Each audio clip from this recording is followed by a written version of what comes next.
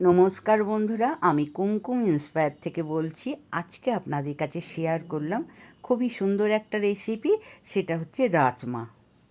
এই রাজমাটা চাউলের সাথে একবার খেয়ে দেখুন, আর তার সাথেই জমে উঠবে পেঁয়াজ আর কাঁচা লঙ্কা। অপূর্ব সুন্দর একটা থালি আমি সাজিয়ে নিয়েছি। এই রাজমা চাউল পাঞ্জাবিদের খুবই প্রিয় খাবার। এটা আমরাও গিয়ে খেয়েছিলাম বৈষ্ণোদেবীতে, তবে বাঙালিরা খুব এটাকে রসিয়ে কষিয়ে রান্না করে খায়। এই রাজমা কিন্তু খুব প্রোটিন জাতীয় খাবার, আর ডায়াবেটিস নিয়ন্ত্রণ করে শুনেছি। হাড় এবং দাঁতও খুব ভালো রাখে।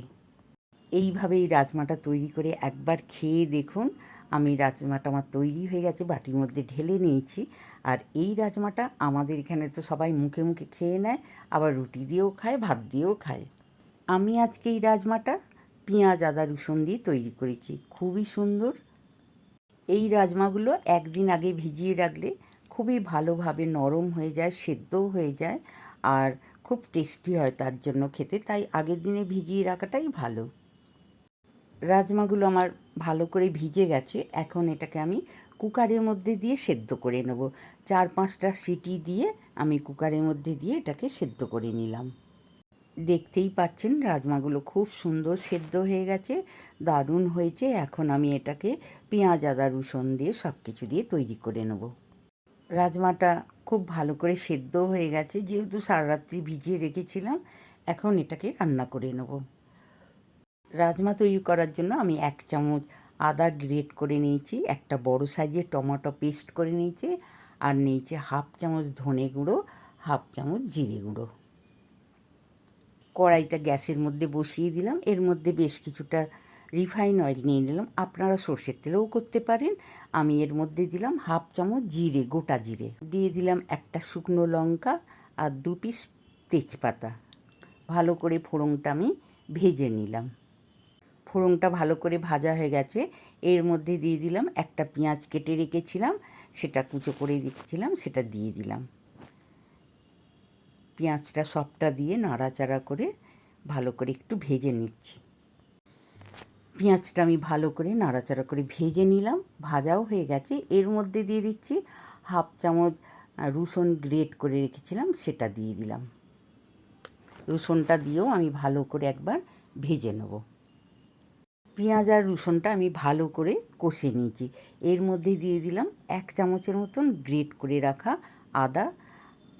আপনারা আদাটা পেস্ট করেও নিতে পারেন। আর দিচ্ছি 1/2 চামচ ধনে গুঁড়ো আর 1/2 চামচ জিরে গুঁড়ো। সব কিছু মশলা দিয়ে আমি ভালো করে মিশিয়ে নিয়ে কষে নেব। পেঁয়াজ আদা ধনে জিরে সব কিছু একসাথে মিশিয়ে মশলাটা খুব ভালো করে কষে নিলাম। এর মধ্যে দিয়ে দিচ্ছি একটা টমেটো পেস্ট করে রেখেছিলাম, সেই টমেটোটা দিয়ে আমি আরও একবার ভালো করে মিশিয়ে নেব। টমেটোটা দিয়ে ভালো করে আমি কষে নিয়েছি। এখন এর মধ্যে দিয়ে দিচ্ছি 1/2 চামচের মতন হলুদের গুঁড়ো।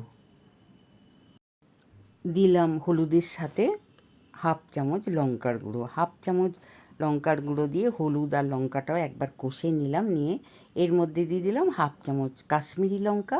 কাশ্মীরি লঙ্কাটা দিলাম রং হওয়ার জন্য। হলুদ আর লঙ্কার গুঁড়ো দিয়ে মশলাটাকে আমি ভালো করে কষে নিলাম।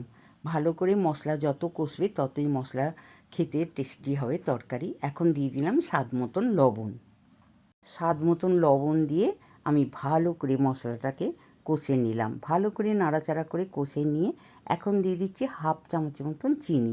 চিনিটা দিলে রাজমাটা খেতে খুব টেস্টি হবে, তাই আমি 1/2 চামচ চিনি এর সাথে মিশিয়ে দিলাম। সামান্য চিনি দিয়ে মশলাটা আমি ভালো করে কষে নিলাম। চিনিটা দিলে একটু টেস্টি বেশি ভালো হয়।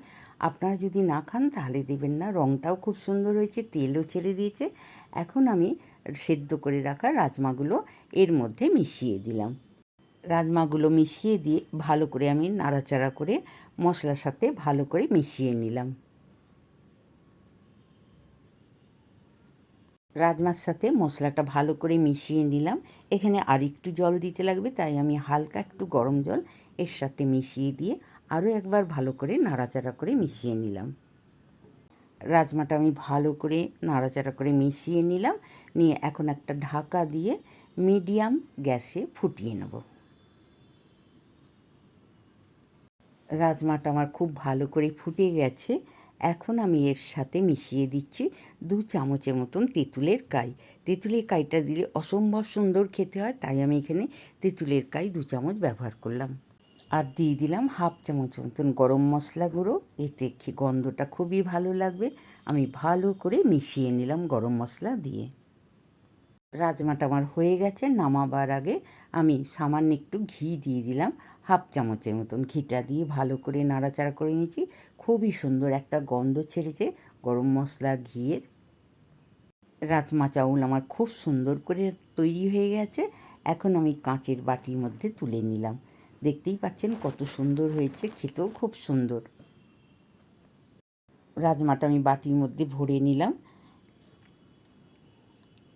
দেখতে ভালো লাগার জন্য এর উপরে একটু ধনেপাতা দিচ্ছি, খেতেও ভালো লাগবে। ধনেপাতা উপরে দিয়ে দিলে গন্ধটা ছড়িয়ে পড়েছে ধনেপাতা, খুবই ভালো লাগছে এই রাজমা চাউল রেসিপিটা ঠিক এইভাবে একবার তৈরি করে খেয়ে দেখুন।